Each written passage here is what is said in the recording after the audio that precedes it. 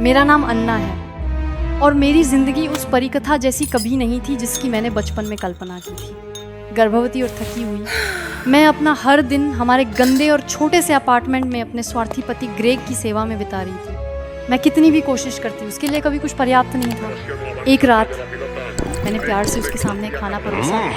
उम्मीद थी कि शायद वो मेरी मेहनत की कद्र करेगा, लेकिन उसने थाली ज़मीन पर फेंक दी और उस थाली के साथ मेरा दिल भी टूट गया।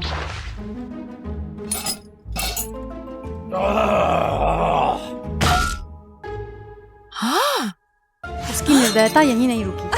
दिन ब दिन उसका गुस्सा और हिंसक होता गया। शराब में डूबा हुआ मेरे शरीर पर नीले निशान उभरने लगे, मेरी पीड़ा के चुपचाप गवाह। एक बरसात की शाम जब मैंने अपनी आखिरी कुछ सिक्कों से उसके लिए ब्रेड खरीदी, उसने गुस्से में मुझे और मेरा सामान बाहर फेंक दिया।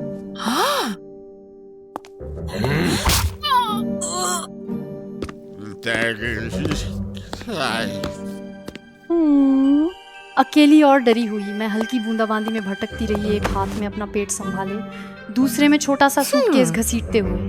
थकी और टूटी हुई मैं एक पार्क बेंच पर बैठ गई, जैसे दुनिया ने मुझे देखना बंद कर दिया। तभी एक तेज दर्द उठी, मैं जमीन पर गिर गई। मेरी आंखों के सामने सब धुंधला होने लगा और अंधेरा छा गया। जब मेरी आंखें फिर खुली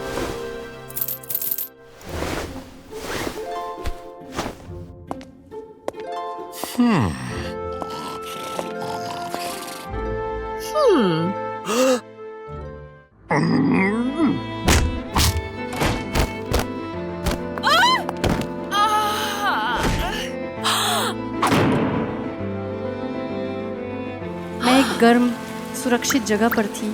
एक दयालु आदमी मार्क ने मुझे बचा लिया था। समय के साथ मार्क की कोमल देखभाल ने मेरी टूटी जिंदगी को फिर से जोड़ दिया। साल बीत गए और मेरा दुखद अतीत बस एक धुंधली याद बनकर रह गया। उधर ग्रेग की जिंदगी बर्बादी और पछतावे में डूबती चली।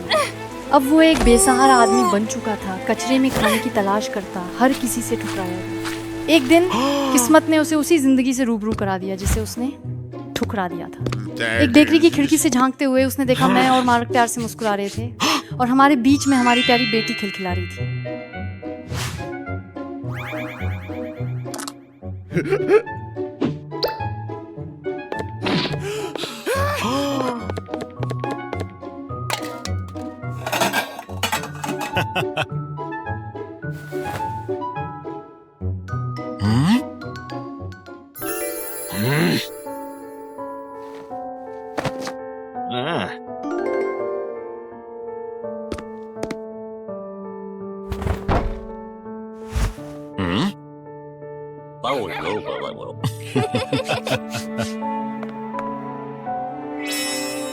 ग्रेग वहीं जम गया। आखिरकार समझ पाया कि उसने कितना कीमती सुख ठुकरा दिया था। उसने कांपते हाथों से बासी ब्रेड का टुकड़ा गिरा दिया और फुटपाथ पर गिरकर रो पड़ा। जैसे जैसे कैमरा पीछे हटता गया, ग्रेग वहीं अंधेरे में खोया रह गया, उसी अंधेरे में जिसे उसने खुद चुना था जब मैंने अपने जीवन में उजाला फिर से पा लिया था।